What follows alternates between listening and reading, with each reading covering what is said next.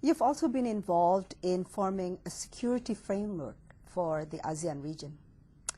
How has this been accepted by problem member countries like Burma? You mentioned Burma just now.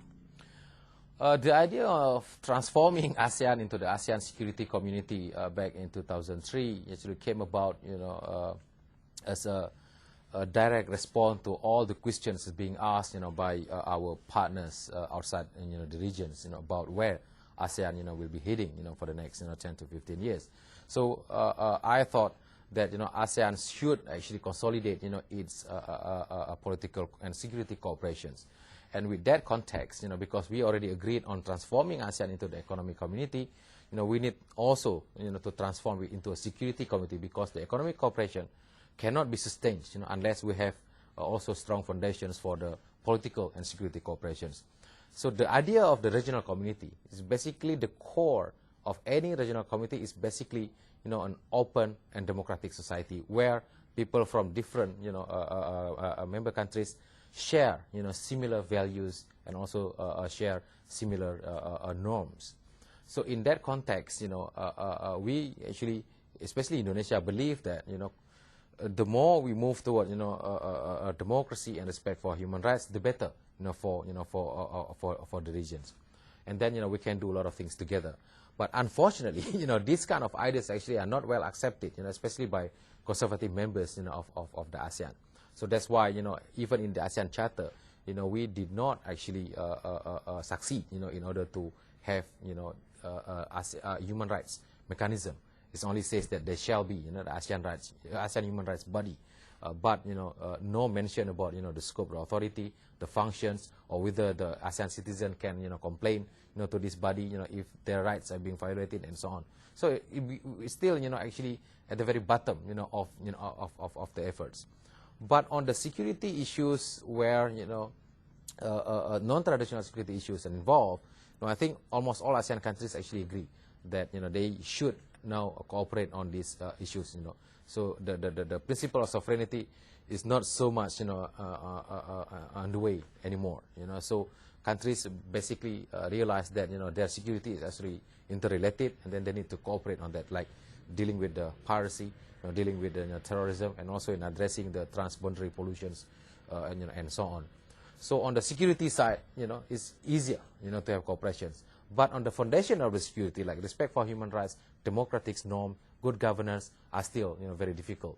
Simply because in Southeast Asia, we have the absolute monarchy on the one hand, and then we have, a true, military junta, dictatorships on the other, like in Burma.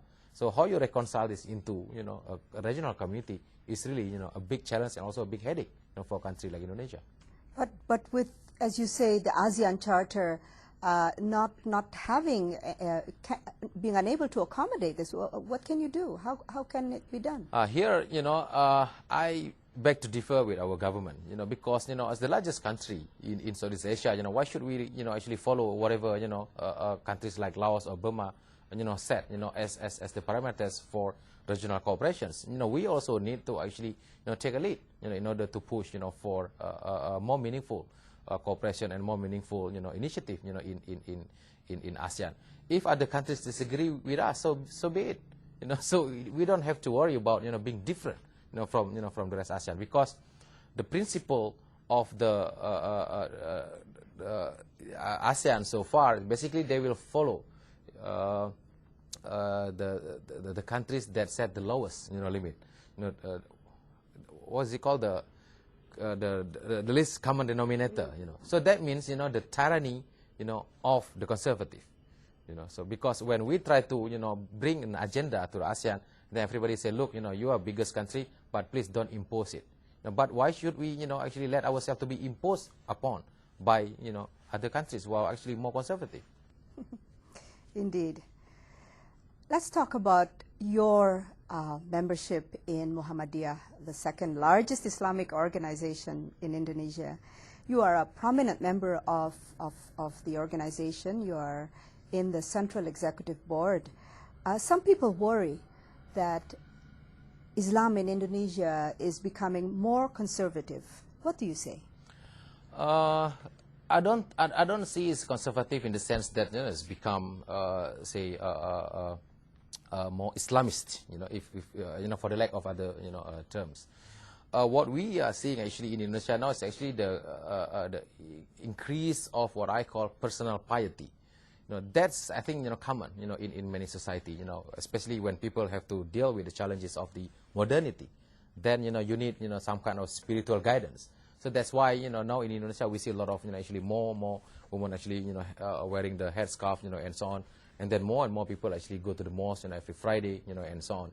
So that is basically a reflection of personal piety. So it's not actually a political movement. You can't see that, you know, as an indications, you know, for the, say, resurgence of the political Islam.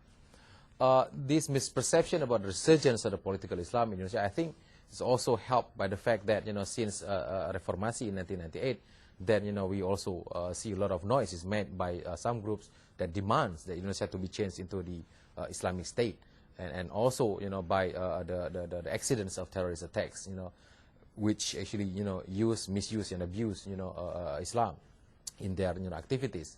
So in general, you know, I think the Indonesian society is still, you know, Indonesian society the way it has been, which is, you know, actually tolerance, you know, and so on.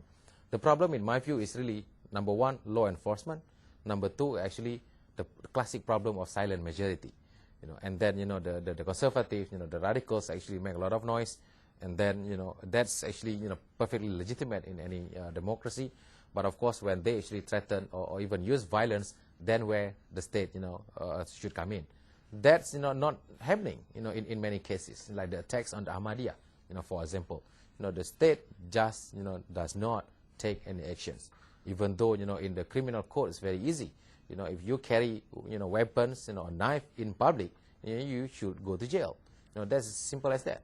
And in fact, Muhammadiyah has actually appealed, you know, many times to the government, you know, to actually take law enforcement seriously and then arrest and take actions. You know, again, those actually who use violence, you know, in this kind of cases. But until today, we don't know why, you know, actually the government, you know, has not actually even, you know, did and done that.